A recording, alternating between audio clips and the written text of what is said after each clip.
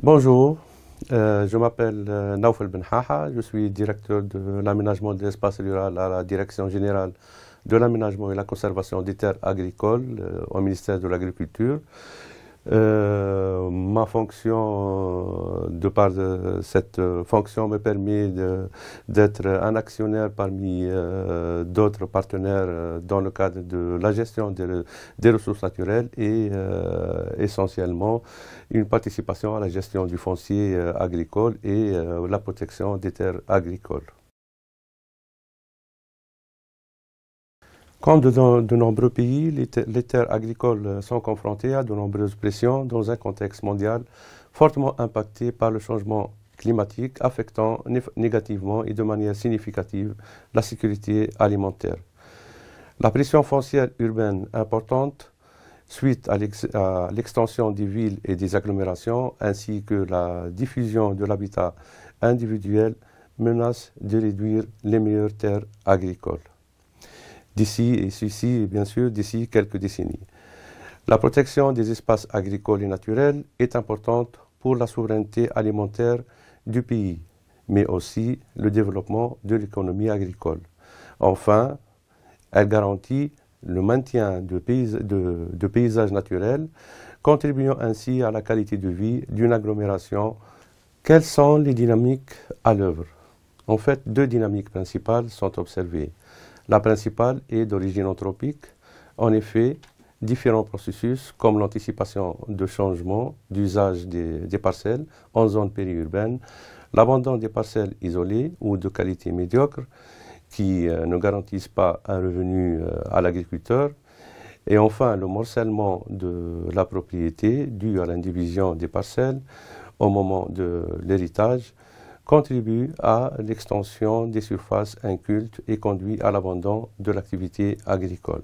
À titre d'exemple, cette série de cartes de l'occupation du sol de la région de l'Ariana montre bien comment l'urbanisation s'est développée et a modifié les paysages de cette région, en particulier à partir des années 80. Le foncier agricole est aussi impacté par des aléas naturels tels que l'érosion, les inondations et la sécheresse. Ces processus naturels contribuent à diminuer le potentiel productif des terres agricoles, voire l'abandon à terme de ces terres.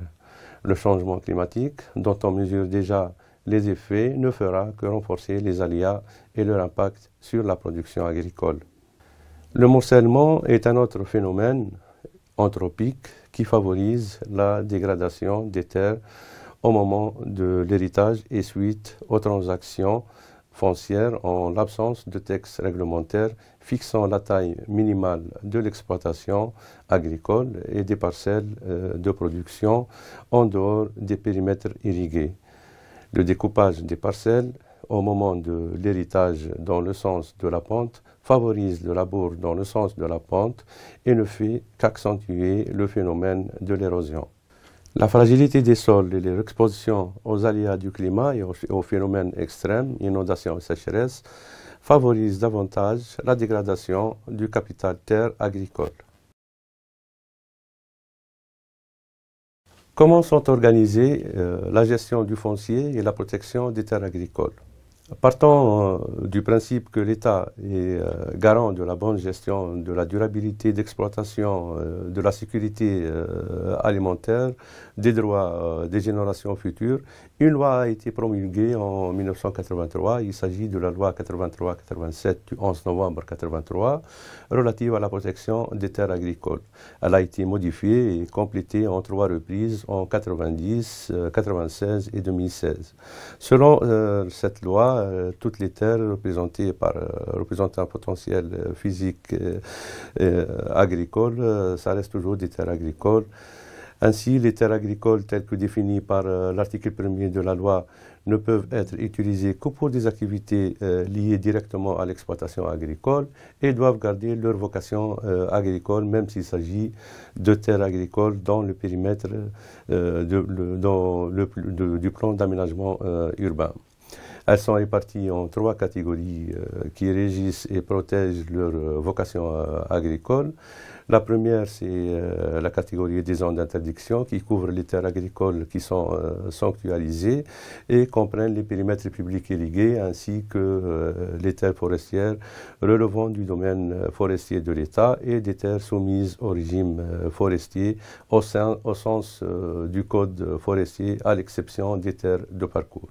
La deuxième catégorie, c'est les zones de sauvegarde qui couvrent les terres dont la vocation doit être protégée en raison de leur contribution potentielle à la production agricole nationale.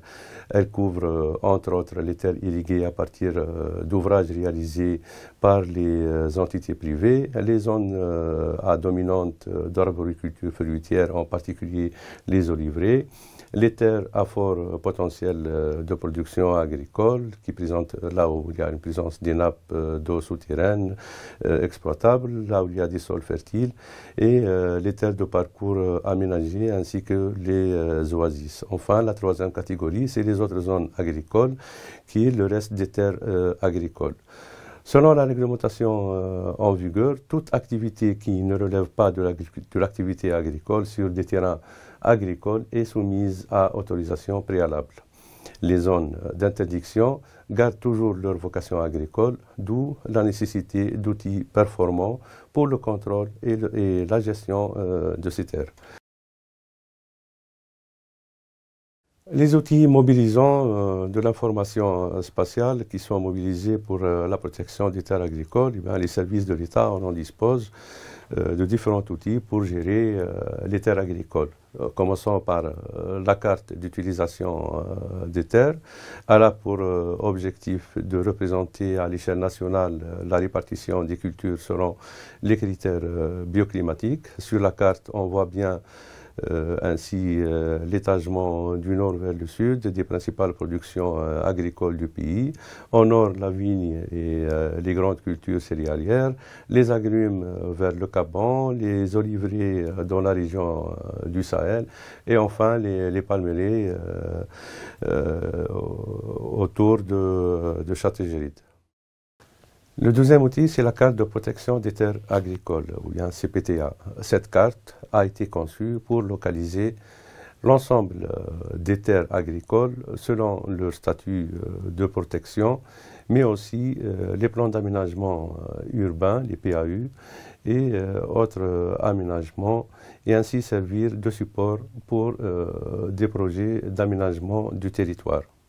Elle est mobilisée notamment lors des commissions qui doivent décider du changement de vocation des terres, à titre d'exemple, l'installation d'une unité industrielle ou définir des périmètres d'intervention foncière tout en protégeant les terres agricoles existantes.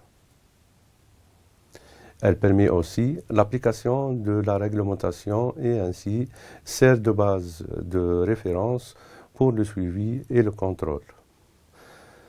Voici par exemple la carte de Zagouan. Un exemple d'une utilisation de la carte de protection des terres agricoles. Explication d'une partie des causes des inondations surgies en 2019 à l'Ariana. La perte de terrain à vocation agricole au profit de l'urbanisation a limité l'infiltration des eaux de ruissellement au niveau des sols et leur exploitation par le couvert végétal. En effet, les zones d'interdiction en rouge et de sauvegarde en vert ont été réduites en superficie.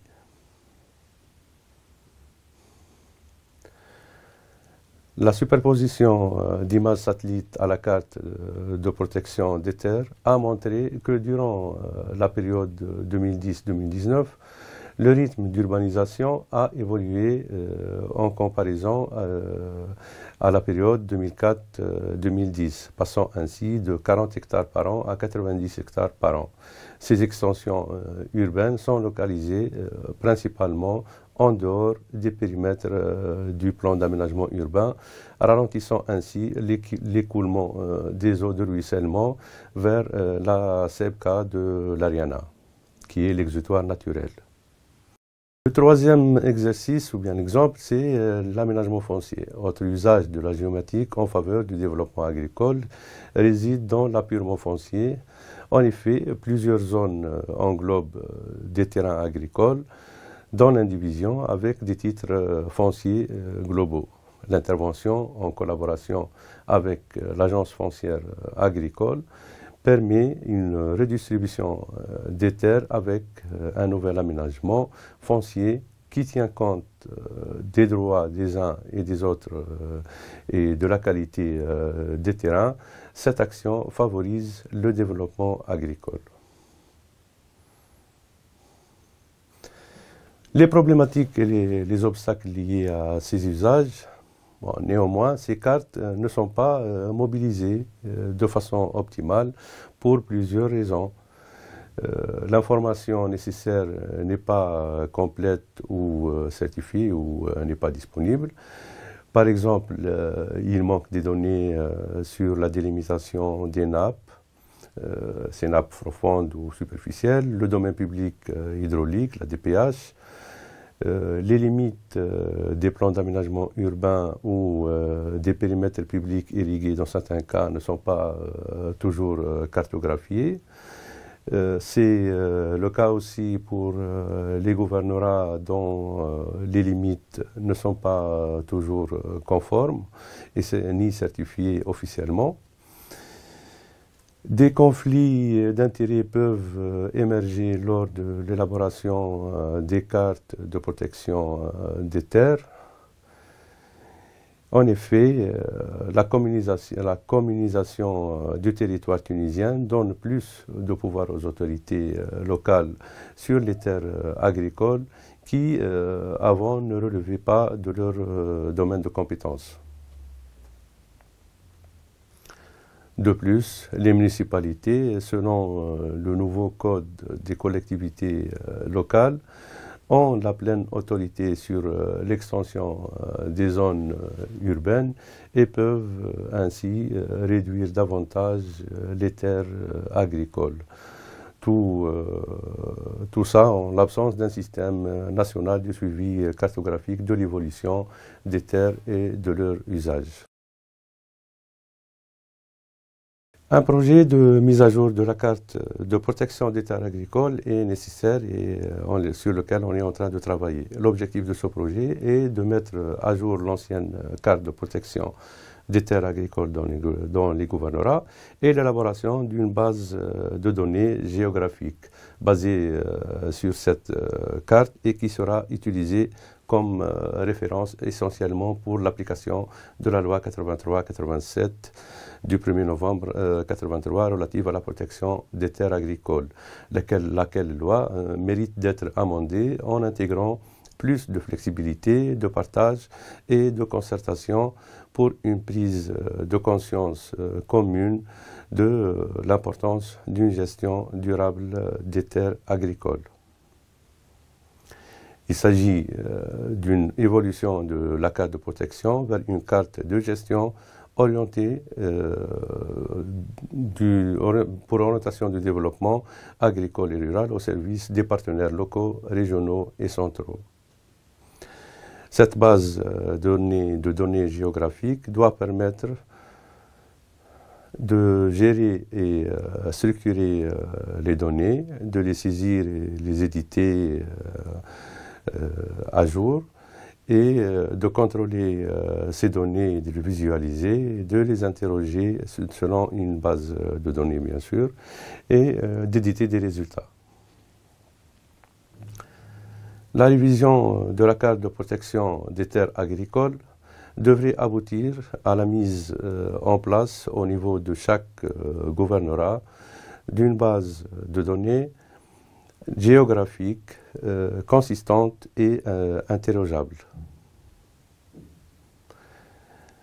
L'exploitation de la géomatique peut ainsi améliorer davantage la performance du mode de gestion des espaces, quel que soit leur usage, et de permettre d'orienter un développement local et régional raisonné.